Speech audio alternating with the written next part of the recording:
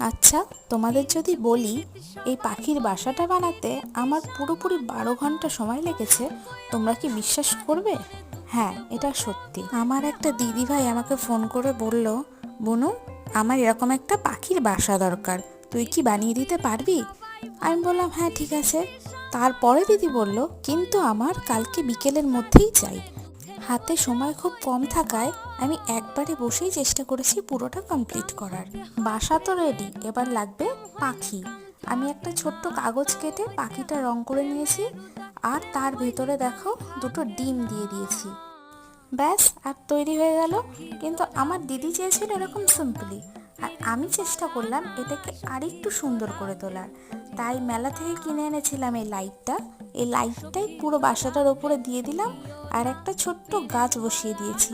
দেখো তো এবার কেমন লাগছে দেখতে, আর আমাকে কমেন্ট করে জানিও।